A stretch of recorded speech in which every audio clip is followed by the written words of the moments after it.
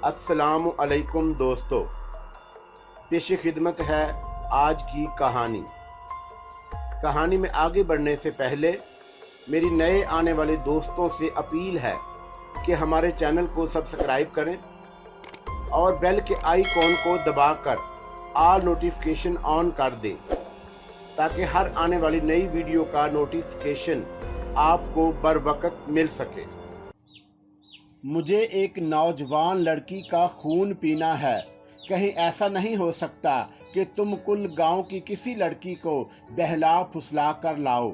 कहीं से बेहोशी के सफूफ का इंतज़ाम करो, उसे दूध में मिलाकर पिला देना, वो बेहोश हो जाएगी तो मैं उसका खून पी लूँगी। मैं उसका जितना खून पीऊँगी अपना उतना ही खून उसके जिस्म में मुंतकिल कर दूँगी। इससे क्या हासिल होगा? क्या खून में कोई मज़ा और नशा होता है जो तुम जवान लड़की का खून पीना चाहती हो? असल बात यह है कि मैं अपनी बदसूरती से तंग और आजिज़ आ चुकी हूँ। मैं अब हसीन देवी कहलाना चाहती हूँ और फिर नौजवान भी। ये उसी सूरत में मुमकिन है कि लड़की खूबसूरत और नौजवान और पुरकशिश हो। मेरा रूप उसे मिल जाएगा और उसका मुझे। मैंने कुछ सोचते हुए कहा, मुझे मंजूर है। अब तुम जल्दी से बता दो कि किसने मुखबरी की। राधा ने, उसने कहा, उस रात जब तुमने उसे पहली बार झिड़क दिया और उसके बाद बात नहीं मानी थी, और फिर एक दिन दोपहर के वक्त तुमने उसे बुरी तरह झिड़क दिया था। उसने अपनी तौहीन का बदला लेने के लिए निमल दास को चिट्ठी लिखी और एक आदमी को कुछ रकम देकर कहा वो निमल दास को दे आए। उसने चंदा को अपनी चिकनी चुपड़ी बातों में लेकर उससे सब कुछ मालूम कर लिया था। ओह, तो ये बात है। अगर मैं राधा को यहाँ लाकर तुम्हारी शर्त पूरी कर दूं तो राधा, वो एकदम खुश हो गई। राधा जैसी लड़कियां गांव में इक्का दुक्का हैं। काली देवी कुछ देर बाद रुखसत हो गई। मेरी जी में आया कि अभी और इसी वक्त उसके घर में घुस जाऊं, उसकी बेहुरमती करके उसे कत्ल करके उसकी लाश जंगल में ले आऊं, फिर उसका सर तन से जुदा कर दूं, उसकी आंखें निकाल दूं, एक बड़ा पत्थर उठाकर उसका सर पाश पाश कर दूं, फिर उसके जिस्म के टुकड़े करके चारों तरफ फेंक आऊं। फिर मैंने बड़ी मुश्किल से खुद पर काबू पाया। उसकी सबसे बड़ी वजह यह थी कि उसे बदसूरत बना दिया जाए ताकि कोई मर्द उसके करीब ना जा सके, और ये काम काली देवी अंजाम देने वाली थी। इसलिए मैंने राधा से बेहानक इंतकाम लेने का इरादा मुलतवी कर दिया। लेकिन अब मैं उसे जी भर के आलूदा करना चाहता था। अब तक मैंने किसी औरत की तरफ आंख उठाकर नहीं देखा था, लेकिन अब मैंने दरिंदा सिफ्त बनने का इरादा किया। सबसे पहले मैं राधा को निशाना बनाना चाहता था। बशारतुल्लाह साहब गांव अभी तक नहीं लौटे थे। वो होते तो चंदा के करवा कर्म में ज़रूर शरीक होते और मुझे राधा से इंतकाम लेने और काली देवी की शर्त पूरी करने से बात रखते। उनके एक दोस्त ने बताया कि वो चौंका बीमार हो गए हैं, इसलिए 10-12 दिन बाद आएंगे। मेरा रास्ता साफ था। अब मुझे कोई भी किसी काम से रोक नहीं सकता था। मैं राधा के बारे में सोचता रहा और मंसूबा बनाता रहा कि दरवाजे पर दस्तक हुई। दरवाज़ा खोला तो राधा अफसुर्दगी की तस्वीर बनी खड़ी थी। वो अंदर चली आई और बोली, चंदा की मौत का सुनकर मुझे बहुत दुख हुआ। मैं मिथिलापुर अपनी फूफी से मिलने गई हुई थी, रात ही लौटी हूँ। मुखर्जी, मुझे माफ़ कर दें। उस रोज़ मैंने तुम्हारे साथ बड़ी बदतमीज़ी की। मेरे जी में आया कि इस अय्यार और मकार औरत का दोनों हाथों से गला घोंट दूं, क्योंकि ये सारी कारस्तानी उसकी थी। ये सब कुछ उसी के कारण हुआ था। उसने चंदा को मेरे हसूल के लिए रास्ते से हटाया था। मैंने बड़ा ज़ब्त किया और उसकी तरफ देखा। बज़ाहिर वो पुरसा देने आई थी, लेकिन उसके क्या इरादे हैं इस वक्त आने और उसके हुस्न की करिश्मा साजियों से ज़ाहिर था। उसके बदन और बालों से सूंधी सूंधी खुशबू की बहक उठ रही थी। वो नहा कर आई थी। जब औरत नहाती है तो उसके बदन और बालों से ऐसी ही मुस्तइल कर देने वाली खुशबू फूटती है। क्या तुम मुझसे इंतकाम लेने आई हो? मैंने उसके चेहरे पर नजरें मरकूज करके कहा। तुम्हें चंदा की दर्दनाक मौत से बहुत खुशी और शांति मिली होगी, क्योंकि तुम्हारे दिल की आरज़ू पूरी हो गई कि मुझे बहुत बड़ा गम मिला है। नहीं नहीं, वो मेरे कदमों में सर रखकर सिसकने लगी। मैंने उस रोज नफरत और गुस्से की हालत में जाने क्या कुछ कह दिया था। मुझे माफ कर दो मुकद्दर जी, मेरी मोहब्बत ने मुझे तुम्हारे हसूल के लिए पागल कर दिया था, इसीलिए मैं तुमसे माफी मांगने और तुम्हारा गम बांटने आई हूँ। फिर वो सुबह सूरज निकलने तक रुकी रही, मेरा गम बांटती रही। हम दोनों जवानी के चुंगल में बहुत दूर तक चले गए। उसे इस बात की खुशी थी कि आखिर उसने मुझे फतेह कर लिया, और मैं इस बात से खुश था कि मैंने उसके वजूद को आलूदा कर दिया। उसने मुझसे कहा भी था कि मैं कुछ दिनों बाद उससे शादी कर लूं। वो मेरी चिंदा से भी बढ़कर सेवा करेगी। मुझे ख्याल आया कि निमल दास मुझे कत्ल करने आ सकता है, क्योंकि मैं उसका असल दुश्मन था और मेरे खून का प्यासा था। चंदा को कत्ल करने के बाद उसकी प्यास नहीं बुझी थी। मुझे चौकन्ना और होशियार रहने की जरूरत थी, इसलिए मैंने नाश्ता करने के बाद सबसे पहले एक खंजर खरीदा कि निमलदार से सामना होते ही ये खंजर उसके और उसके साथियों के सीने में झोंक दूंगा। मैं घर पहुंचा तो थोड़ी देर बाद गांव का उधेड़ उमर नाई महादेर आया और रोता हुआ मेरे कदमों में गिर पड़ा। मुझे क्षमा कर दो। क्या हुआ भैया? मैं उसकी हरकत से बड़ा हैरान हुआ और उसके कंधे पकड़कर उठाया। किस बात की मुआफ़ी मांग रहे हो? मेरे दरियाफत करने पर उसने जो कहानी सुनाई उससे ना सिर्फ काली देवी की बात दुरुस्त निकली, बल्कि इस बात में कोई शक्को शुबा नहीं रहा कि सारे फसाद की जड़ मकार लूमड़ी राधा ही है। महावीर की पत्नी का 3 महीने पहले देहांत हो गया था। फिर उसने एक बेवा औरत से शादी कर ली। वो सौदा सलफ लेने बनिए की दुकान पर आता था। उसने किसी बहाने से महावीर को अंदर बुलाया और उसने अपने दाम में फांस लिया। ऐसी जवान औरत का वो गुलाम हो गया। उसने महावीर इस शर्त पर ताल्लुकात कायम रखने का वादा किया कि वो निंदू गांव जाकर चंदा के बाप से मिले। चंदा का बाप सख्त बीमार है, वो अपनी बेटी को याद करके रोता रहता है। तुम उसे जाकर मेरी ये चिट्ठी दे दो। खबरदार इस बात की हवा तुम्हारी बीवी को भी ना लगे। ये राज तुम्हारे सीने में रहे। अगर तुमने इसका पास किया तो तुम्हारा जी जब भी करे मेरे पास आना। अब मुझे तुमसे मोहब्बत हो गई है। मैं कुछ दिनों बाद अपनी बीवी को तलाक दे दूंगा तो मैं तुमसे शादी कर लूंगी। वो उसकी झूठी मोहब्बत मेहरबानी के फरेब और झांसे में आ गया। जब चंदा कत्ल हुई तो उसे मालूम हुआ कि राधा ने उससे कितना बड़ा पाप करवाया है। महावीर बेकसूर था। मैंने उसकी कहानी सुनकर कहा, मैं तुम्हें एक शर्त पर माफ कर सकता हूँ। मैं तुम्हारी हर शर्त पूरी करने को तैयार हूँ। महावीर ने मेरे आगे हाथ जोड़ते हुए कहा, तुम हुक्म करो। तुम मुझे कहीं से ऐसा सफूफ ला दो जो बेहोश करने का काम कर सके। मैंने कहा, इस बात का राधा को पता ना चले और ना ही तुम उसे ये बताना कि तुमने सारा राज ज़मीर की मलामत करने पर मुझ पर जाहिर कर दिया। तुम राधा से इस बहाने जितना फ़ायदा उठा सकते हो उठाओ, लेकिन ये बात तुम नहीं भूलना कि वो एक जहरीली नागिन है। वो किसी भी लम्हे तुम्हें मौका पाकर डस सकती है। महावीर ने दूसरे दिन मुझे एक पुड़िया ला कर दी जिसमें बेहोशी का सफूफ था। मैंने उससे ये नहीं पूछा कि वो किससे लेकर आया है। रात जब राधा आई और जवान के जंगल से वापस आए तो मैंने उसकी नज़रें बचाकर उसके दूध के गिलास में बेहोशी का सफूफ मिला दिया। जब वो बेहोश हो गई तो मैंने उसे घोड़े पर डाला और जंगल में ले गया, जहां बदरू और काली देवी इंतजार कर रही थी। काली देवी ने मुझसे कहा कि अब तुम जाओ, अब यहाँ तुम्हारा कोई काम नहीं है, मुझे अपना काम करने दो। मैं घर आकर सो गया। दिन चढ़े तक सोता रहा।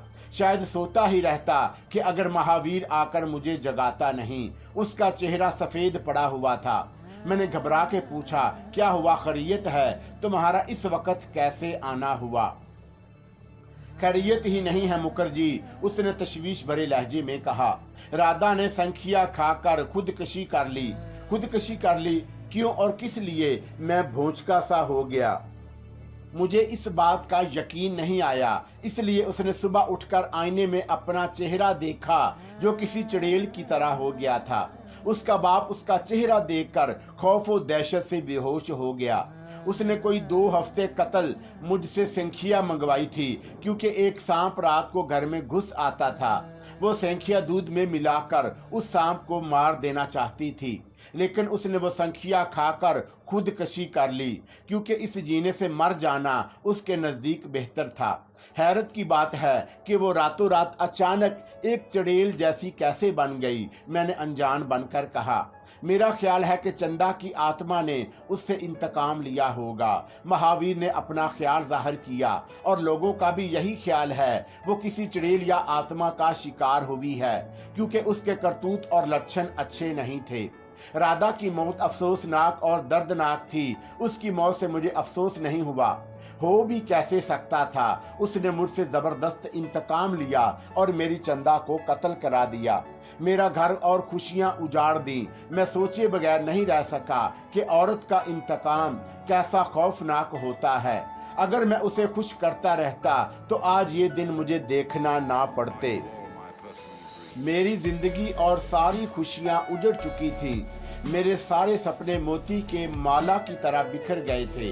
मैं इसलिए भी इस गांव से जाने से एक दिन की ताखीर ना करना चाहता था कि बशारतुल्लाह साहब ना आ जाएं।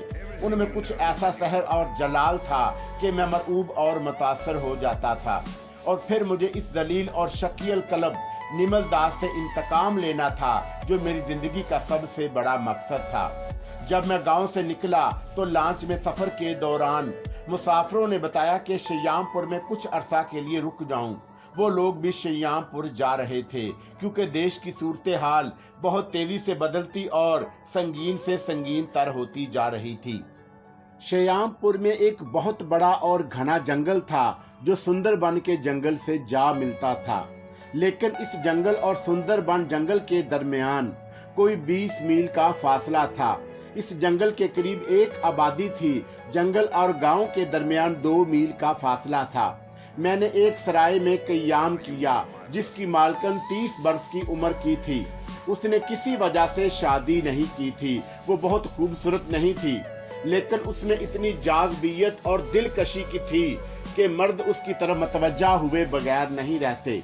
सयाह लोग इस गांव में शिकार के लिए आते तो इस सराय में ठहरते। इस गांव के जंगल में हरन, तीतर, बटेर और जंगली गाय का शिकार मिलता था। मुझे इस औरत और जंगल के पास वाली आबादी के बारे में कुछ ना मालूम हो सका था, क्योंकि मुझे एक ही दिन हुआ था। मैं दूसरे दिन उनकी इस आबादी की तरफ टहलता हुआ निकल गया, क्योंकि मुझे यहाँ कोई काम ना था। और फिर मैंने सोचा नहीं कि यहाँ मेरी मसरूफियत और आमदनी का क्या जरिया हो सकता है। हाँ, मेरे पास इतनी रकम थी कि मैं 1-1.5 बरस कोई काम किए बगैर बड़े ठाठ से गुजार सकता था, लेकिन फिर भी मैं अपने आप को मसरूफ रखना चाहता था। इस आबादी के करीब और पहले दरिया पड़ता था। जब मैं दरिया पर पहुंचा तो मैंने अनार पर कुछ नौजवान लड़कियों और 30 से 36 वर्ष की औरतों को बड़ी बेफिक्री और आज़ादी से नहाते हुए देखा। वो मुझे हैरत और खुशी से देखने लगीं। उनकी आंखें चमक रही थीं। मैंने 2 बातें देखी। पहली बात तो ये कि दरिया के किनारे और आबादी के करीब दूर दूर तक किसी नौजवान लड़के और मर्द का कोई नामो निशान नहीं था। सिर्फ घोड़े, हरन, बकरियां, पिंजरों में परिंदे दिखाई दिए थे। इन परिंदों में अक्सरियत खूबसूरत तोता की थी। इस आबादी के करीब एक हवेली भी थी। दूसरी बात यह थी कि ये सारी लड़कियां बहुत हसीन और क़यामत थी। उनमें एकदम से जो कशिश और दिलकशी महसूस हुई, वो मैंने किसी और औरत में नहीं देखी थी, चंदा में भी नहीं। मेरा ख्याल था और ये हकीकत भी थी कि मैंने चंदा जैसी हसीन लड़की नहीं देखी, और वो दुनिया की हसीन तरीन लड़की थी। लेकिन इनका हुस्न जमाल ऐसा था कि चंदा का हुस्न शबाब मानद पड़ जाए। मैं उन्हें देखते का देखता रह गया था। ऐसे लग रहा था कि हसीन और जवान लड़कियों और औरतों का अंबो सिर्फ इस गांव में है। औरतों और लड़कियों ने आकर मुझे इस तरह घेरे में ले लिया जैसे मैं किसी दरवेश दूर देश से आया हूँ, किसी रियासत का राजकुमार हूँ। मैं कोई आम किस्म का जवान नहीं था। एक दराज कद और कड़ियल मर्द था। मेरा सीना चौड़ा, चकला और मजबूत था। मेरे बाजुओं में फौलादी ताकत थी। मुझे लड़कियां और औरतें इस तरह देखती जैसे मैं उनका तसव्वुर, उनका महबूब हूं। लेकिन मैंने उनकी तवज्जो से कभी फायदा उठाने की कोशिश नहीं की, जबकि उनकी निगाहों की जुबान में सारे पैगाम मुझे दे चुकी थी। मैं चाहता तो उन्हें सिर्फ एक पल में अपना असीर बना सकता था। उनमें से एक औरत जो सफेद साड़ी में मलबूस थी, उसने सवाल करने में पहल की, क्या तुम परदेसी हो और शिकार खेलने आए हो? मैं परदेसी हूं, लेकिन शिकार खेलने नहीं आया, मैंने उसके चेहरे पर निगाहें जमाते हुए कहा। शिकार खेलने नहीं आए हो तो फिर किस लिए आए हो? नीले रंग की साड़ी में 17 वर्ष की उम्र की लड़की बोली। देश में हिंदू मुस्लिम फसादात फूट पड़े हैं, मैंने जवाब दिया। जब तक देश में शांति नहीं हो जाती मैं यहीं रहूंगा। अगर शांति होने में साल 6 महीने लग गए तो क्या तुम इस वक्त तक श्यामपुर में ही रहोगे? काली साड़ी वाली ने सवाल किया। मजबूरी है, रहना पड़ेगा। जल्द खतरे से खाली नहीं है, हालात देखकर ही जाऊंगा। तुम्हारा नाम क्या है राजकुमार? बिगनी साड़ी वाली औरत ने शोक लहजे में दरियाफत किया। और तुम किस शहर से आए हो? मेरा नाम सतेश मुखर्जी है। मैं उसकी बड़ी बड़ी खूबसूरत आंखों में खोस आ गया। मैं चट्टागांग शहर से आया हूँ। इतने में सराय की मालकन मोहनी आ गई। उसे देखते ही लड़कियां और औरतें खिसक गईं। उसकी वजह मेरी समझने में नहीं आई, लेकिन उनमें एक औरत जिसकी उम्र 36 बरस की थी और वो बला की हसीन थी, उसने पूछा, तुम्हें इस गांव की क्या चीज पसंद आई? औरत मेरे जुबान से गैर इरादी तौर पर निकल गया। मैंने तुम और इस गांव जैसी औरतें ख्वाब में भी नहीं देखी। अच्छा अब चलो। मोहनी ने बड़ी बेतकल्फी से मेरा हाथ थाम लिया। खाने का वक्त हो रहा है। मोहनी, उस औरत ने कदरे तेज लहजे में कहा, क्या तुम्हारी मलकियत नहीं है? ये परदेसी है, मेहमान है। मैंने कब कहा ये मेरी मलकियत है? मोहनी ने सख्त लहजे में कहा। ये सराय में ठहरा है, ये मेरा मेहमान है, तुम लोगों का नहीं। मोहनी मुझे सराय की तरफ लेकर बढ़ी तो मेरे दिल में हैरान था कि मोहनी को देखकर सारी औरतें और लड़कियां बादलों की तरह छट क्यों गईं। ये क्या इसरार है? और फिर ये औरत इससे उलझ गई। आखिर क्या बात हो सकती है? क्या तुम चुड़ैलों में कहां फंस गए थे? मोहनी ने चलते चलते कहा। अच्छा हुआ मैं तुम्हें तलाश करती हुई इधर आ निकली। क्या चुड़ैलें इतनी हसीन और दिल फरेब हुस्न शबाब की मालिक होती हैं? मैंने शोक लहजे में कहा और उसकी तरफ देखा। ये अपने आप को दुनिया की हसीन तरीन औरत एक लहजा में बना लेती हैं। ये सारी जादूगरनियां हैं। हाँ, ये जादूगरनियां जरूर होंगी। मैं मुस्कुराया। उसके हुस्न जवाब ने मुझ पर वाकई जादू कर दिया है। ये सिर्फ जादूगरनियों की आबादी है। मोहनी बोली, तुम इधर भोले से भी नहीं आना, क्योंकि ये तुम्हें। मोहनी का जुमला अधूरा रह गया क्योंकि उसकी मुलाजमा उसकी तरफ दौड़ती हुई आ रही थी। उसके करीब आकर सांसों पर काबू पाने की कोशिश करने लगी। फिर बोली, वो जो 2 मेहमान थे ना, अभी और इसी वक्त घाट की तरफ गए हैं। मैंने उन्हें बहुत रोका, लेकिन उन्होंने मेरी एक बात नहीं सुनी और ना ही आपका इंतजार किया।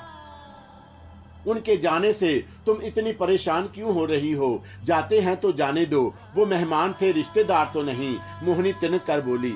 इसलिए कि उन्होंने हिसाब बेबाक नहीं किया। मुलाजमा बोली, ये लोग अच्छे भी नहीं थे, उन्होंने मुझे परेशान भी बहुत किया है। उन्होंने आज सुबह ही सारा हिसाब कर दिया था। तुम्हें 10 टका की बख्शिश भी दी है। मोहनी ने बेपरवाही से कहा। तुम्हें किसने कहा कि तुम हर वक्त उनकी हर तरह से सेवा करती फिरो? तुम्हें अपने काम से काम रखना था। क्या उन्होंने तुम्हें इससे पहले भी बख्शिश दी है? उन दोनों ने 20-20 टका बख्शिश देने के लिए कहा था, जबकि 10 दिनों तक मैं उनका हर तरह ख्याल रखती रही और हर तरह से खुश करती रही। उसने बुरा सा मुंह बनाया। उन्होंने मेरे साथ अच्छा नहीं किया, मैंने भी अच्छा नहीं किया। मैं उनकी जेब से 30-30 टका निकाल लिए, क्योंकि मुझे अंदाजा हो चुका था कि वो मुझे एक कौड़ी भी नहीं देंगे। उनसे तो गोरे लोग अच्छे होते हैं जो खूब नवाजते हैं। आइंदा तो मेहमानों की जेब पर हाथ साफ नहीं करना, अपने काम से काम रखना। जो वो खुशी से दे दिया करें, ले लिया करना। और फिर ये तुम हर किसी पर मेहरबान क्यों होती फिरती हो? तुम्हारा पति तुमसे कुछ नहीं कहता। उसे किसी दिन मालूम हो गया तो वो तुम्हारी खाल खींच लेगा। मैं क्या करूं? मैं कब चाहती हूं कि ऐसा करूं। मेरा पति खुद भी यही चाहता है कि मैं अपनी जवानी और कशिश उन मेहमानों से खूब फायदा उठाऊं। उसने मुझे मजबूर किया हुआ है, इसलिए वो कोई काम नहीं करता, चारपाई तोड़ता रहता है। जब मैं कहती हूँ कि मुझे ये सब कुछ अच्छा नहीं लगता क्योंकि मैं तुम्हारी बीवी हूँ, रातों को मेहमानों की बीवी बन जाऊं, वो मुझे मारता है। अब वो भी क्या करे, उसे कोई काम नहीं मिलता, बीमार रहता है। मैं ऐसा ना करूं तो गुजारा कैसे हो? मेरी माँ और सास को भी तो देखना है। वो दोनों सारा रास्ता बातें करती हुई चल रही थी। मैंने चलते चलते उस मुलाजमा शांति को तनकीदी नजरों से देखा। वो 22-24 वर्ष की होगी। उसके चेहरे पर बड़ा चमक था। वो वाकई इतनी पुरकशिश थी कि मेहमान लोग उसे देखकर उसकी तरफ मतवज्जा हो जाएं। फिर मेरी मोहनी उस मौजू पर कोई बात ना हो सकी क्योंकि 2 औरतें उसे बुलाकर ले गईं। शांति मेरे लिए खाना लेकर आई थी। सराय में मेरे सिवा कोई और मुसाफिर ना था। चूंकि फसादात हो रहे थे इसलिए कोई नहीं आया।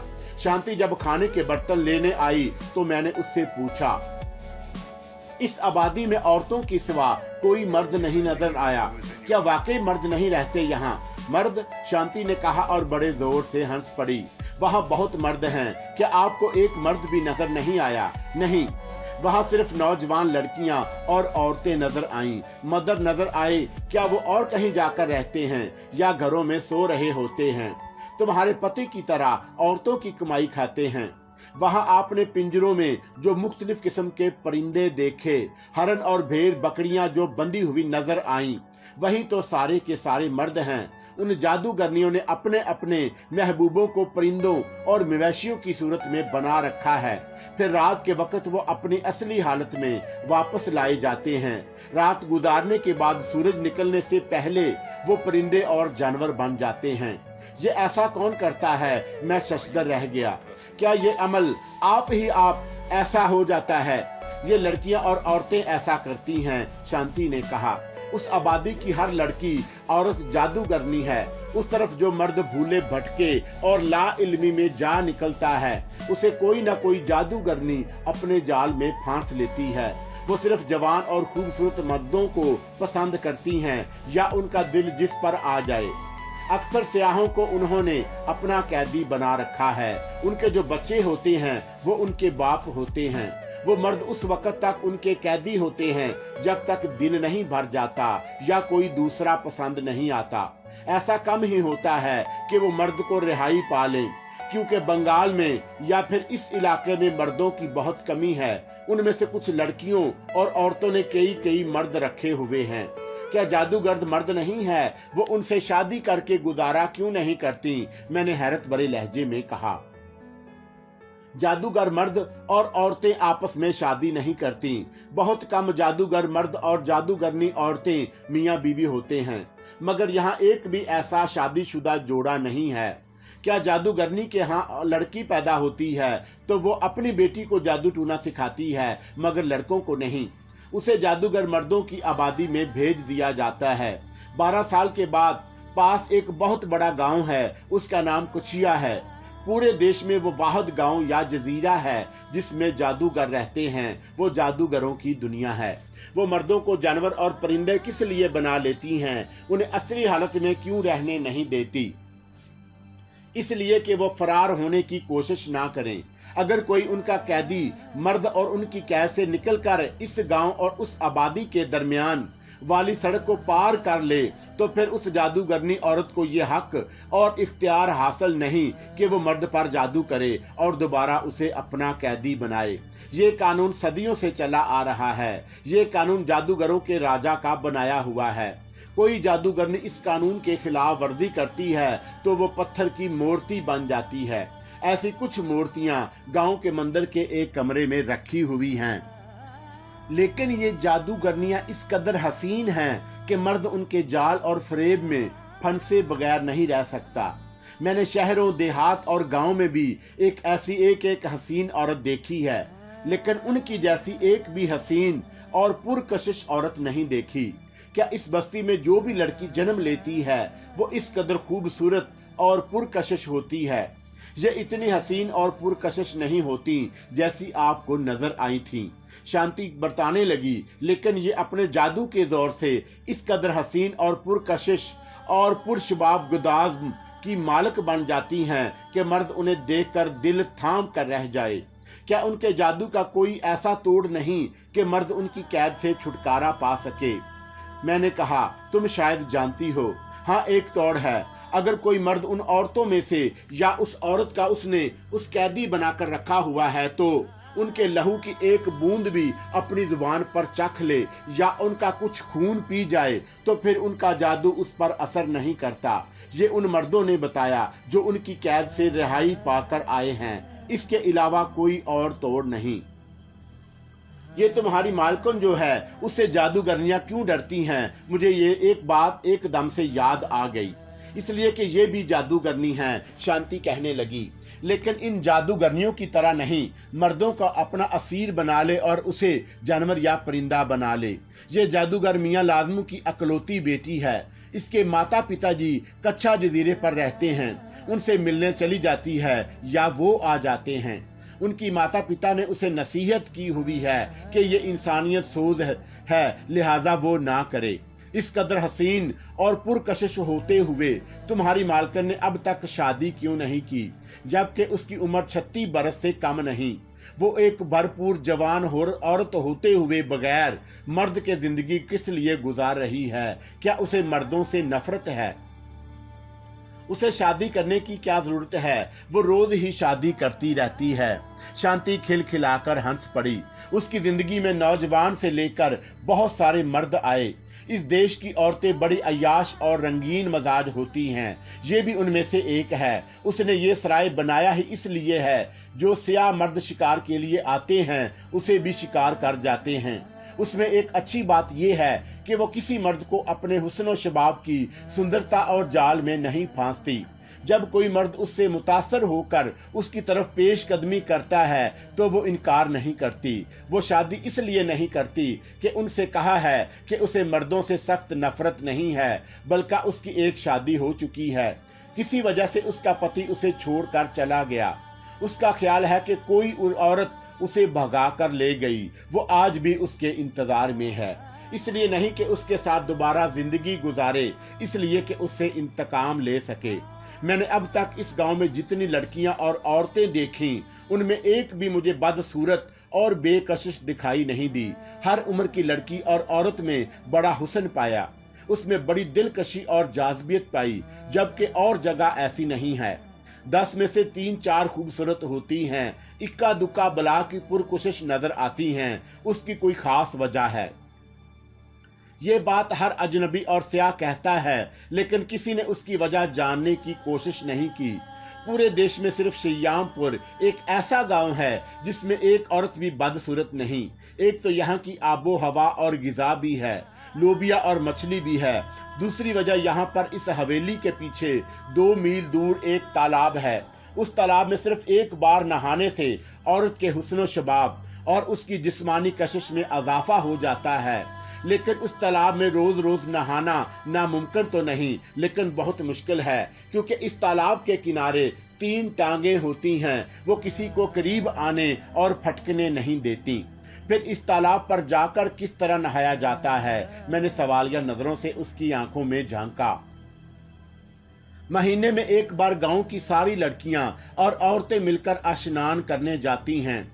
2 सपेरों को पहले दूध देकर भेज दिया जाता है। उस दूध में बेहोश कर देने वाला सफूफ हल कर दिया जाता है, जिससे वो नागिनें 7-8 घंटे तक बेहोशी की हालत में पड़ी रहती हैं।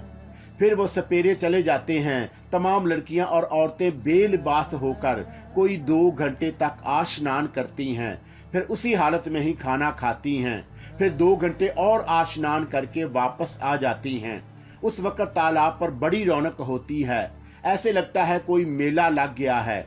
इस बहाने गांव की तमाम औरतें और लड़कियां एक दूसरे को अपने दुखड़े सुनाती हैं, दिल की भड़ास निकालती हैं। वक्त बड़ा अच्छा कट जाता है। जी वहां से आने को बिल्कुल भी नहीं करता। एक मजबूरी होती है, इसलिए वापस आना पड़ता है। उसका एक सरूर सा कई दिनों तक जहन पर छाया रहता है। उन नागनों को जहर देकर या कुचल कर खत्म क्यों नहीं कर दिया जाता? मैंने कहा, बेहोशी की हालत में नागिनों को मारना बहुत आसान होता है। उनके मर जाने की सूरत में जब दिल करे कोई भी औरत जाकर नहा भी सकती है, फिर उसे कोई खतरा नहीं होगा। इसलिए उन्हें कभी खत्म करने की कोशिश नहीं की गई कि उनके नाग बदला लेंगे या फिर उनकी रूहें। शांति बोली, नाग के बदला लेने की बात तो समझ में आती है, लेकिन उनकी रूहों की बात नहीं। क्या उनकी रूहें भी होती हैं? मैंने तमस्खराना लहजे में कहा। मैंने ये बात आज तक किसी से नहीं सुनी। तुम बड़े अजीबोगरीब बात कह रही हो। हर जानदार की रूह होती है, शांति कहने लगी। इन सांपों, नागों और नागिनों की रूहें इंसानी रूहों की तरह घूमती रहती हैं, जिसे नाग देवता की आशीर्वाद होती है। उन्हें खून के तालाब में 1 वर्ष तक स्नान दिया जाता है। ये इंसानी खून होता है। जब कोई नागिन, सांप या नाग किसी इंसान को डसता है तो उसका सारा खून पी जाता है। वो खून इस तालाब में निकाल देता है। ये सिर्फ जिंदा इंसानों का नहीं, बल्कि मुर्दा इंसानों का खून भी पी लेते हैं। अगर कोई नाग या सांप 200 बरस तक खून के इस तालाब में स्नान करता रहे, तो फिर नाग उसे इतना इख्तियार और इतनी शक्ति और ऐसा मंत्र दे देते हैं कि वो जिस जानदार के रूप में आना चाहे आ सकता है। मुर्दा औरत, लड़की, बच्चा, शेर, हाथी और दूसरे दरिंदे, वो अमर रहता है। उसकी जान कोई नहीं ले सकता सवाए काली माता के। लेकिन काली माता उनकी जिंदगी और मौत के मामलात में दखल नहीं देती। तुम्हें इतनी सारी बातें कैसे और क्यों कर मालूम हुई? मैंने हैरत और तजस्सुस का इजहार किया। तुमने मुझे ऐसी अजीब अजीब बातें सुनाई कि जिसे सुनकर अक्ल दंग रह जाए। तुम एक दूर आस्तादा गांव की औरत होकर बहुत सारी ऐसी बातें जानती हो जो हम लोग नहीं जानते। शांति, तुम तो बड़े कमाल की औरत हो। मैं एक सपेरे की बेटी हूँ और सदियों से हमारा खानदान सपेरों से ही है। शांति ने जवाब दिया। ये सारी बातें मेरे बाप ने बताई हैं और भी बहुत कुछ बताते रहते हैं। जो कुछ बता देते हैं वो ज़हन नशीन हो जाता है। क्या तुम्हारा पति भी सपेरा है? मैंने सवाल किया। जब वो सपेरा है तो घर में क्यों पड़ा रहता है? नहीं, वो सपेरा नहीं। रंगा माई हर साल मेला लगता है। मैं एक बार अपने पिताजी के साथ मेले गई थी। मेरा बाप हर साल मेले में जाकर इतना कुछ सांपों के कमालात से कमाल आता था कि 1 साल के लिए बेफिक्री हो जाती। इस मेले में मेरी मुलाकात उससे हुई। पहली नजर में हम दोनों एक दूसरे को दिल दे बैठे। दूसरी मुलाकात में हम दोनों जवानी के जंगल में इतने दूर चले गए कि बाप को मेरी इससे शादी करना पड़ी। सपेरे इस औरत से शादी नहीं करते हैं जो दागदार हो जाती है। मैं अपने पति के हाथों दागदार ना होती तो मेरी इससे शादी भी ना होती। मैं चौंका सपेरे से शादी नहीं करना चाहती थी, इसलिए उसकी झोली में जानते बूझते पक्के आम की तरह टपक पड़ी थी। तुम्हारी बातें बड़ी खूबसूरत और दिल में उतर जाने वाली हैं। मैंने कहा, तुम एक गैर मामूली औरत हो। सिर्फ मेरी बातें खूबसूरत हैं, क्या मैं खूबसूरत नहीं? उसने अपनी लंबी लंबी घनी पलकें झपकाई। किसने कहा कि तुम हसीन नहीं हो? मैं उसकी कमर में हाथ डालकर उसे मैंने करीब कर लिया। मैंने उस रोज जिंदगी में औरत के बारे में पहली बार संजीदगी से सोचा कि औरत भी क्या चीज है। उसका हुस्न शबाब और जिस्म एक अनमोल खजाना है।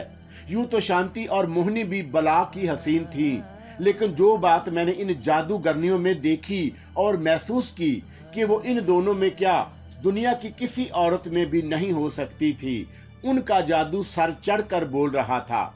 सुबह मैं बेदार हुआ तो मोहनी बिस्तर पर मेरे बराबर गहरी नींद सो रही थी। उस लम्हे मुझे याद आया कि जादूगरनियों की आबादी से खास दूर दूर दरिया किनारे एक डाक बना हुआ है और वहां मैंने कुछ कश्तियां देखी थी। शांति ने बताया था कि वो कश्तियां मछली के शिकार के लिए हैं। दूसरे किनारे पर जो पहाड़ है वहां मछली के शिकार की बहुताब है। पहाड़ी के पास सुर्ख रंग की मछली मिलती है। उसमें इतना जायका और लज्जत है कि शायद ही किसी मछली में होगी। आपने अब तक ऐसी मछली नहीं खाई होगी। मैं एक बर्छी लेकर शिकार के लिए चल पड़ा, लेकिन मेरे दिल के किसी कोने में किसी जादूगरनी के हसूल की एक अनजानी सी ख्वाहिश थी। ये जानते हुए भी कि वो मर्द को फांस कर उसे कोई परिंदा या जानवर बनाकर रख लेती है। चौंका शांति मुझे किसी जादू का तोड़ बता चुकी थी, इसलिए दिल में कोई खौफ और डर नहीं था। मैंने सोच लिया कि उस जादूगरनी के साथ कुछ वक्त गुजारने के बाद उसके जादू का तोड़ करके निकल जाऊंगा। उन जादूगरनियों के हुस्न शबाब ने मुझ जैसे को पागल कर दिया था। अब मैं उनके बगैर एक दिन भी नहीं रह सकता था। मैंने दरिया पर जाकर किनारे बने हुए डाक पर खड़े होकर जादूगरनियों की आबादियों की तरफ देखा। वहां और साहल पर एक औरत भी दिखाई नहीं दी। अभी सूरज तलू नहीं हुआ था, लेकिन उजाला खासा फैल चुका था। पिंजरों में परिंदे और खोंटियों से जानवर बंधे हुए नहीं थे। गोया वह सब अपनी असली और साबका हालत में जादूगरनियों के घरों में थे। मैंने एक कश्ती दरिया में खुशकी से उतारी और पहाड़ की तरफ चल पड़ा। उसमें एक चप्पू था। शांति ने बताया था कि मछलियां चौंका बड़ी और किनारे पर मिलती हैं, इसलिए बर्छी से उनका शिकार किया जाता है। इस वक्त मौसम बहुत खुशगवार था और तेज हवा चल रही थी। दरिया के बीच एक बड़ी मछलियां जिनका वजन 10 सेर का होगा, पानी की सतह पर उभरी तो मैंने चप्पू कश्ती में रखकर बर्छी उठा ली। मैंने जैसे ही बर्छी उठाकर एक मछली पर वार किया तो तवाज़न बरकरार न रह सका। कश्ती समेत मैं उलट गया। मैं तैरना जानता था, लेकिन जाने उस वक्त क्या हुआ कि मैं हाथ पैर नहीं चला सका, तारीकियों में डूबता चला गया। कुछ नहीं मालूम कि मुझे कितनी देर बाद होश आया।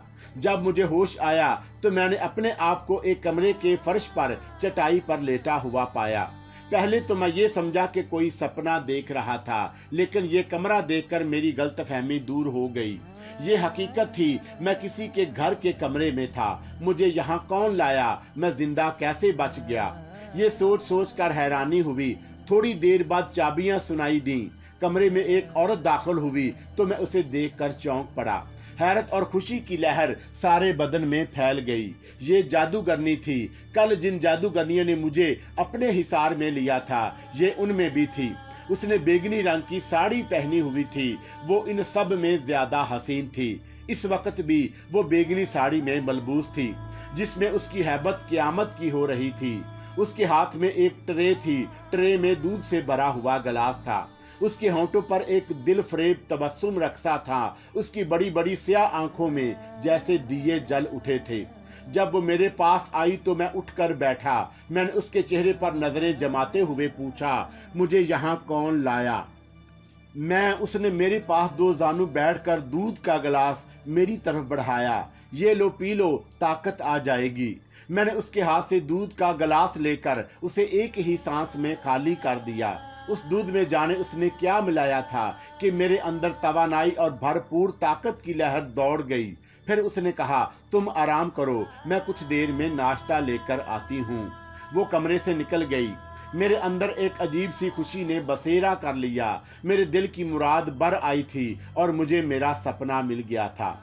लेकिन मैं जवान था और उसने मुझे कैसे देख लिया और बचा लिया, जबकि वो दूर दूर तक दिखाई ना दी। फिर ख्याल आया, उसने यकीनन जादू के जोर से ही बचाया होगा। उसने शायद मुझे डूबते देख लिया। अगर ये ना बचाती तो मैं डूबकर मर चुका होता। वो मेरे लिए पुरतकल्लुफ नाश्ता लेकर आई। नाश्ते में मोटे मोटी रोगनी पराठे, शहद, दूध, मलाई और अंडों का आमलेट था। मैंने नाश्ते के दौरान उससे पूछा, उसने मुझे कैसे बचाया? उसे कैसे पता चला कि मेरी कश्ती उलट गई और मैं डूब रहा हूँ? उसने बताया कि वो मछली के शिकार को जा रही थी। वो हर रोज अलल सुबह शिकार पर जाती है और 4-5 मछलियां पकड़कर उनमें से एक अपने लिए रख लेती है और बाकी गांव जाकर बेच देती है। उसने बताया कि आबादी में कोई 30 जादूगरनियां रहती हैं। उनमें 10 तो बहुत बूढ़ी हो चुकी हैं और वो घरों से नहीं निकलती। जरिया मुआश किसी किसी का मछली पकड़ना, दस्तकारी और सिगार बनाना है। जंगल में तंबाकू की काश्त होती थी। मैंने उसे शौक लहजे में पूछा, तुम मुझे परिंदा बनाकर रखोगी या भेड़ बकरी बनाकर? वो मेरी बात सुनकर हंस पड़ी। तो तुम्हें मोहनी या उसकी नौकरानी शांति ने हमारे बारे में सब कुछ बता दिया। मैंने सर हिलाया। क्या ये बिल्कुल सच है या किसी ने बातें उड़ा रखी हैं? बिल्कुल सच है, वो मुस्कुरा दी। उसने तुम्हें जो कुछ बताया उसमें एक बात भी गलत नहीं हो सकती। फिर भी तुम इधर आ निकले। असल बात तो ये है कि कल तुम्हें देखा ही था कि तुम पर आशिक हो गया। तुमने जाने मुझ पर क्या जादू किया कि मैं सारी रात ना सो सका। तो गया दोनों तरफ आग बराबर लगी हुई है। वो हंस दी। मैं भी तुम्हें देखकर मर मिटी हूँ। सिर्फ मैं एक नहीं, तमाम की तमाम जादूगरनियां। चौंका मैंने तुम्हारी जान बताई है, लिहाजा अब तुम सिर्फ मेरे हो, किसी और के ना हो जाना। तुम्हारे मुकाबले की कोई दूसरी ऐसी नहीं है, मैंने कहा। लेकिन ये बताओ कि तुमने मुझे क्या बनाने का फैसला किया। पहले तुम मुझे ये बताओ, यहाँ कितने दिनों के लिए आए हो। उसने मेरे पास आकर मेरे गले में बाहें हमाइल कर दी। मैं यहाँ सदा के लिए आया हूँ, मैंने जवाब दिया। अगर तुम मेरी हो जाओ तो फिर मैं यहाँ से कभी नहीं जाऊंगा। मैं तुम्हें असली हालत में ही रहने दूंगी, लेकिन ये बात याद रखना कि तुम मुझसे बेवफाई नहीं करोगे। अगर तुमने बेवफाई की और यहाँ से जाने की कोशिश की तो मैं तुम्हें मक्खी बना दूंगी, उसने संजीदगी से कहा। वो कौन बदबख्त होगा जो तुम जैसी औरत से बेवफाई का मुरत्तक होगा, तुम्हें छोड़कर चला जाए, मैंने जज्बाती लहजे में कहा। वो मेरी बातों और मोहब्बत के फरेब में आ गई। अगर मुझे निमलदास से इंतकाम लेना ना होता तो शायद मैं यहाँ से कभी ना जाता, क्योंकि बड़ा हुस्न, शबाब और सारे जहां की रंगीनियां थीं। 2 दिन तक उसके मकान में रहा। उसका मकान आबादी से कदरे हटकर और दरिया से करीब था और घने दरख्तों के दरमियान था। 2 दिन तक एक एक लम्हा एक दूसरे की मुअय्यत में गुजरा। वो मुझे थोड़ी देर के लिए भी छोड़कर नहीं गई, जैसे मैं कोई खजाना हूँ, कोई मुझे चुरा कर ना ले जाए।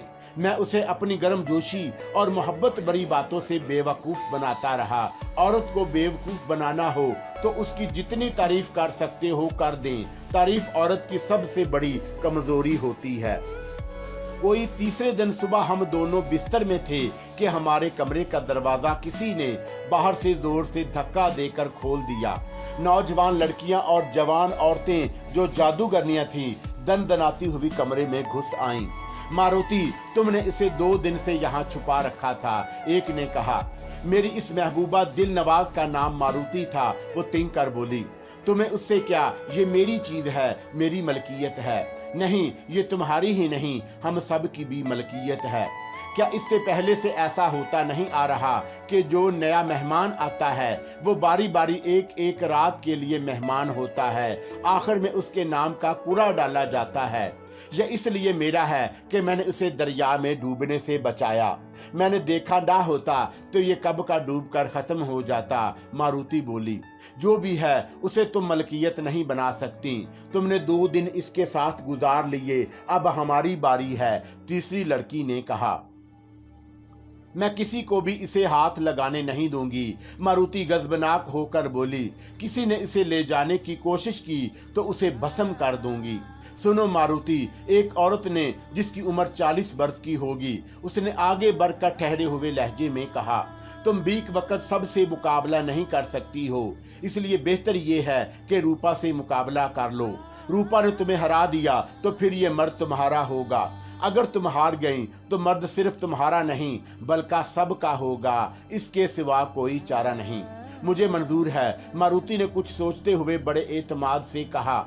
उस कमीनी को ऐसा सबक दूंगी कि ये सारी जिंदगी याद रखेगी। इस हरामजादी ने तुम सबको बहकाया और वर्गलाया। मुखर्जी को देखकर उसकी राल टपक पड़ी थी। कोई 1 घंटे के बाद दरिया के किनारे सारी जादूगरनियां जमा हो गईं। आबादी से बाहर निसफ फरलांग पर एक बहुत ही बड़े दायरे के बीचों बीच उखाड़ा बना दिया गया था। तमाम जादूगरनियां मौजूद थी। घर में एक जादूगरनी और बच्चा भी नहीं रहा था। रूपा ने उखाड़े में उतरकर मारुति को ललकारा। आ जा कमीनी, मैं देखना चाहती हूँ तू मुझे क्या मजा सिखाती है। मारुति भी उखाड़े में उतर आई, उसके मुकाबल जाकर खड़ी हो गई। वो दोनों एक दूसरे की आंखों में आंखें डालकर गुर्राने लगी। दूसरे लम्हे वो दोनों एक दूसरे पर झपट कर बिल्लियों की तरह लड़ने लगीं और गुत्थम गुत्था हो गईं। एक दूसरे के बालों को पकड़कर घसीटने लगीं, चेहरा भी नोचने और घसूटने। कभी मारुति रूपा पर गालब आ जाती और कभी रूपा मारुति पर। रूपा भी कम बला की हसीन नहीं थी। उनकी लड़ाई में तेजी और शिद्दत आती गई। उन दोनों में से किसी एक का पल्ला भारी नहीं हो पा रहा था। जब रूपा ने देखा कि वो मारुति पर काबू नहीं पा रही है, फिर सबसे पहले रूपा ने एक जहरीली नागन का रूप धार लिया। दूसरे लम्हे मारुति नागन बन गई और उसकी तरफ लपकी। ठहरो, फिजा में दिल हिला देने वाली गर्जदार आवाज गूंजी। इस आवाज से जमीन भी थर्रा गई। नागन, मैं और जादूगरनी ने उस आवाज की तरफ देखा। जमीन से एक स्याह रंग का धुआं उठकर फिजा में बुलंद हो रहा था। फिर चंद लम्हों के बाद एक नाग देवता फन उठाए खड़ा था। फिर उसने जमीन पर लौटकर इंसानी शक्ल इख्तियार कर ली। एक बहुत ही खूबसूरत वजीह मर्द बड़े वकार और बारोब अंदाज से खड़ा हुआ था। उसे देखते ही सब सजदे में गिर पड़े। फिर थोड़ी देर बाद उन्होंने सर ऊपर उठाया। फिर सब अपनी अपनी जगह मुअद्दब और साकत खड़ी हो गईं और उसकी तरफ देख रही थीं, जो एक देवता की तरह लग रहा था। दरअसल ये उन सब का देवता ही था, इसलिए उसे इतनी ताजीम दी जा रही थी।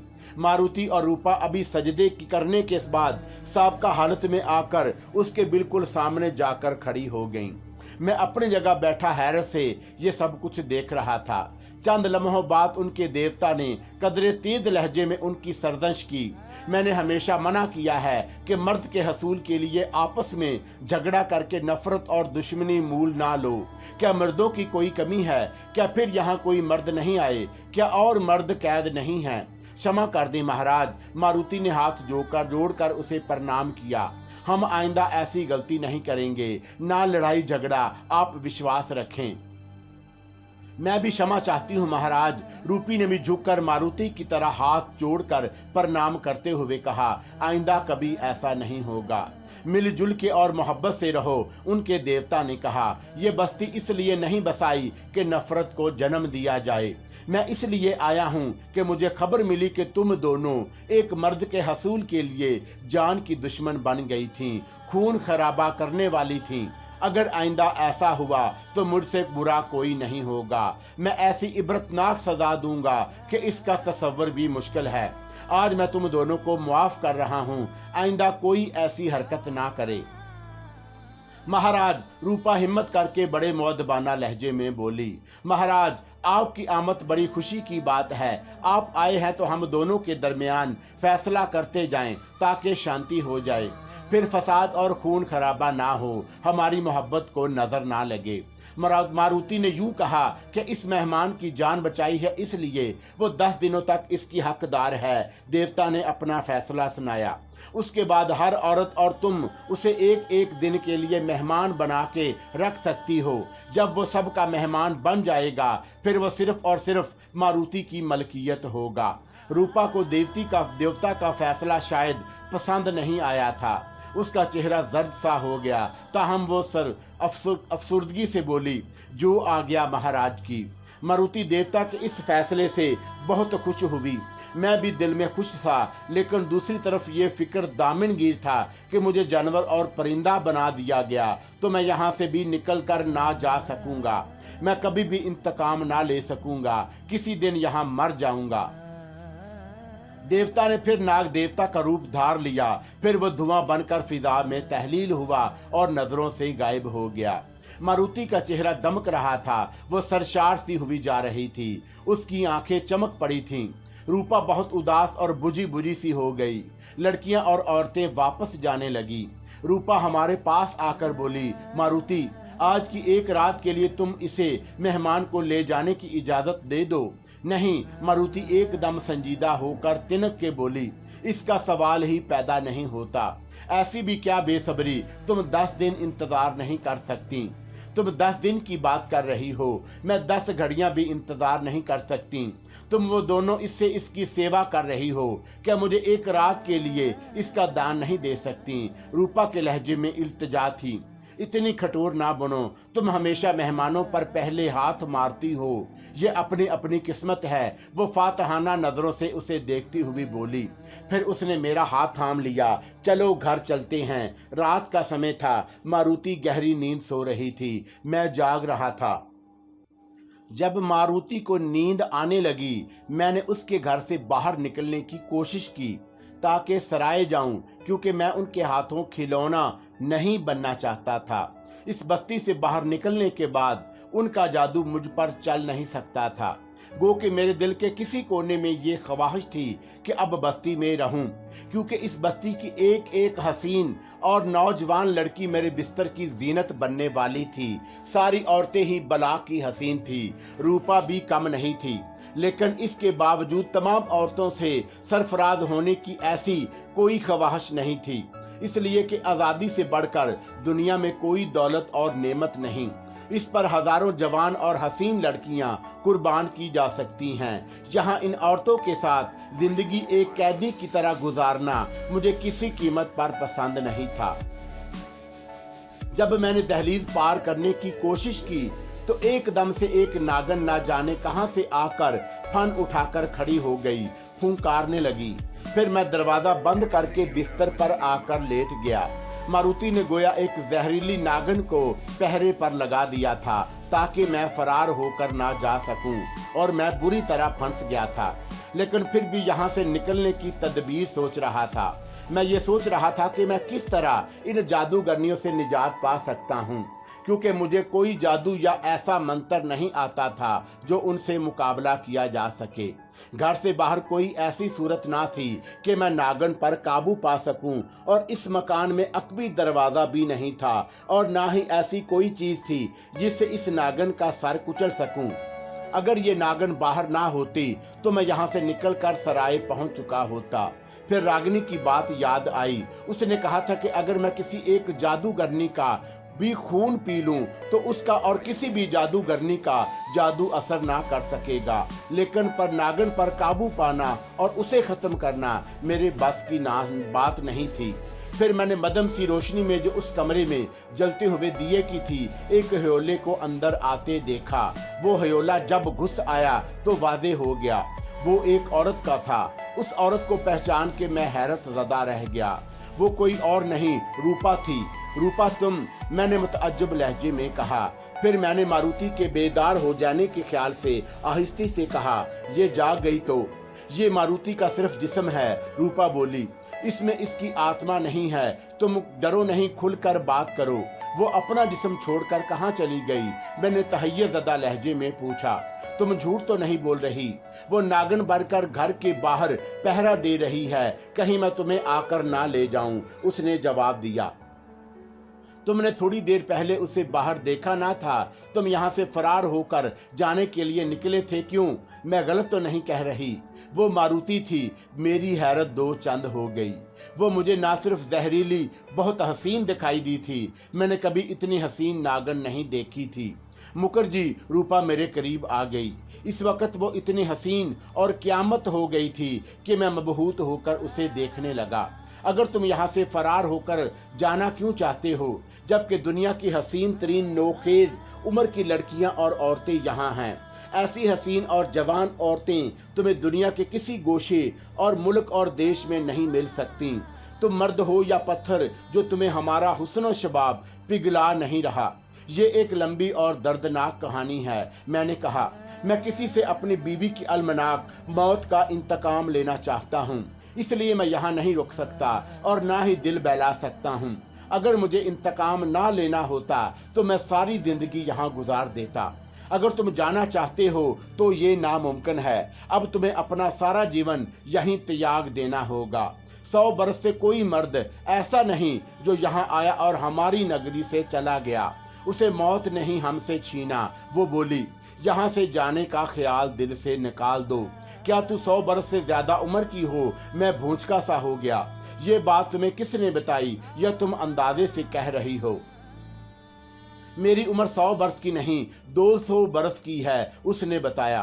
तुम 200 बरस की हो? मैं उछल पड़ा। क्या ऐसा मुमकिन है? एक औरत या मर्द 70, 80 बरस से ज्यादा जिंदा नहीं रह सकता। ये जो तुमने 12 से लेकर 14-15 बरस की जवान लड़कियां देखी हैं, इनकी उम्रें 100 बरस से कम की नहीं। 40 बरस की उम्र के अंदर की जितनी औरतें हैं, उनकी उम्रें भी 200 से लेकर 300 बरस की हैं। ये बहुत ही बूढ़ी औरतें हैं।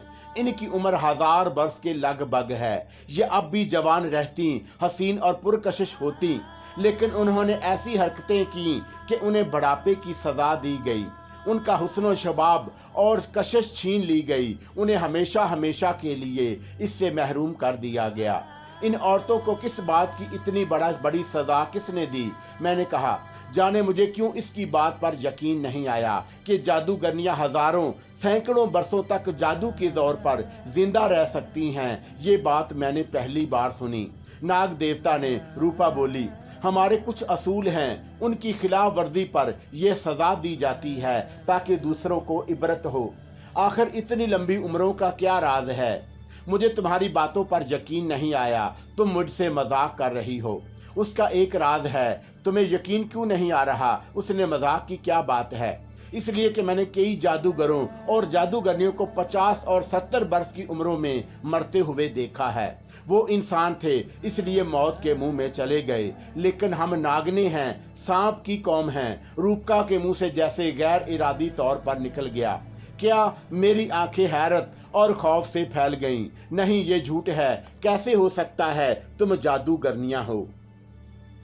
अब जबकि मैंने ये रात तुम्हें बता ही दिया है तो फिर हर बात बता दूं, क्योंकि तुम यहाँ से नहीं जा सकते हो। वो कहने लगी, जिस तरह इंसानों की दुनिया है इसी तरह हमारी अपनी भी एक बहुत बड़ी दुनिया है, जिसमें नाग, अजदहे, सांप और नागने होती हैं। ये दुनिया कहाँ पर वाक़या है ये मैं नहीं बता सकती। इस दुनिया में एक मंदिर भी है। उस मंदिर को नाग मंदिर कहते हैं। उसमें नाग देवता जो महाराज होते हैं वो हम पर हुकूमत करते हैं।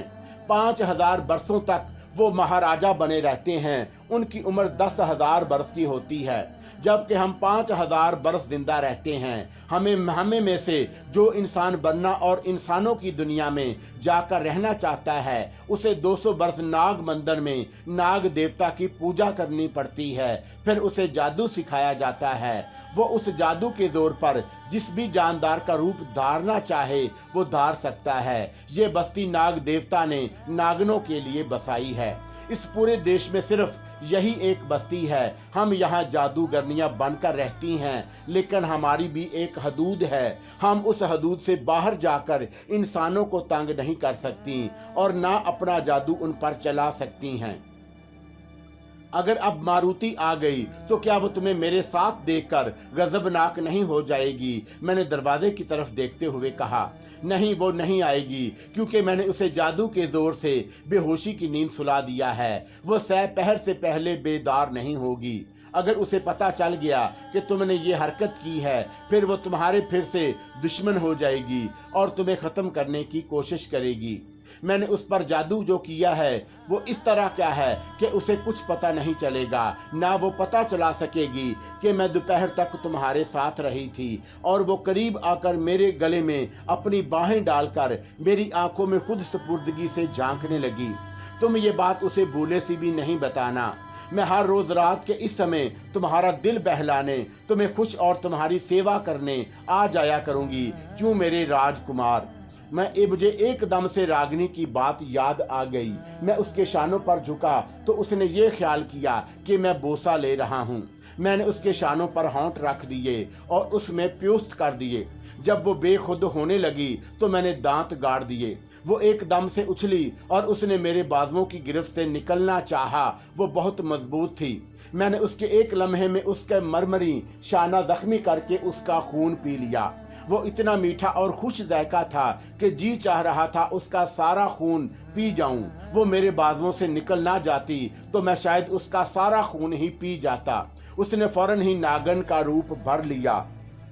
ऐसे वक्त में मेरी अकल ने बड़ा काम किया। फर्श पर उसका लिबास जो बिखरा पड़ा था वो उठाकर उस पर डाल दिया और उसमें लपेटकर खाली कनस्तर जो करीब ही रखा हुआ था उसमें डालकर उसके मुंह पर पास ही रखा हुआ मटका रख दिया। अब वो ना तो बाहर निकल सकती थी और ना मुझे डस सकती थी और उसका और किसी भी नागन का जादू मुझ पर नहीं चल सकता था, क्योंकि मैं खून पी चुका था। मैं एक लम्हे के लिए भी नहीं रुका। बाहर निकला तो देखा मारुति जो नागन के रूप में थी कुंडली मार के सो रही थी। फिर मैं वहां से बगट सराय की तरफ भागा। पीछे पलट कर भी नहीं देखा। सराय के बाहर पहुंचकर रुका। अपनी फूली हुई सांसों पर काबू पाने की कोशिश करने लगा। जब सांसें काबू में आ गई तो मैं सराय में दाखिल हुआ। मोहनी के कमरे में दिया जल रहा था। दरवाजा जरा सा खुला हुआ था। उसकी रोशनी में मैंने उसे देखा। वो एक मर्द के साथ सो रही थी। दूसरे कमरे में रागिनी भी एक मर्द के साथ सो रही थी। शायद ये मर्द दोनों ही मुसाफिर थे। मुझे उनसे क्या गर्द हो सकती थी। मैं अपने कमरे में आया। मैंने अपना दस्ती बैग देखा। उसमें रकम मौजूद थी। मैंने रकम निकालकर अंदरूनी जेब में रखी और बैग उठाकर घाट की तरफ चल पड़ा, ताकि कोई भी लांच आए तो उसमें सवार होकर यहाँ से निकल जाऊं। किसी ऐसी जगह उतर जाऊं जहां हिंदुओं की आबादी हो, ताकि हिंदू फसाद से महफूज रह सकूं। 2 दिनों और 2 रातों का सफर करके लांच राजशाही पर जाकर खराब हो गई। तो फिर वहां से बसों और कश्तियों से मुसाफिर रवाना हुए। मैंने कलकत्ता पहुंचकर बहुत से सस्ते होटल में एक कमरा लिया। मैं यहाँ 1-2 माह गुजार के अपने गांव जाना चाहता था। मेरे पास इतनी रकम थी कि मैं 3-4 माह होटलबाजी कर सकता था। ठाट बाट से रहना मुश्किल ना था। कलकत्ता शहर बहुत बड़ा था। यहाँ गुर्बत भी बहुत थी। सबसे सस्ती औरत थी। हर कौम और नस्ल की, मजहब की औरतें और मर्द थे। एक शाम मैं टहलता हुआ विक्टोरिया पार्क की तरफ जा निकला। यहाँ चौंका मेरे लिए कोई काम और मसरूफियत नहीं थी। मैं चंद दिनों में ही उकता गया और बेजार हो गया।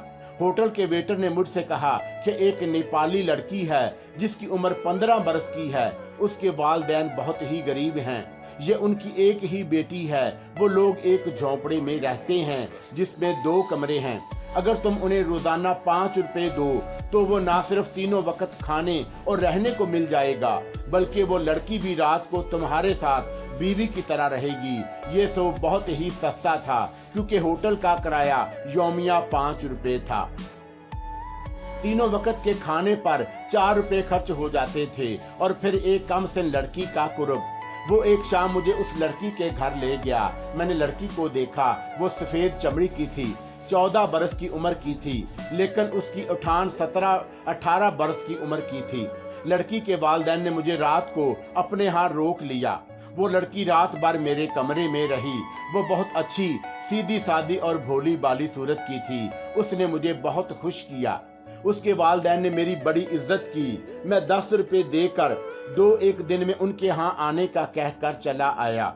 उनके यहाँ ठहरने से पहले मैं अपनी तसल्ली करना चाहता था कि ये लोग कैसे हैं। नेपाल में भी चौंका बहुत गुर्बत थी, इसलिए वहाँ से लड़कियों को लाकर फरोख्त किया जाता और उन्हें गलत रास्ते पर चलाया जाता था।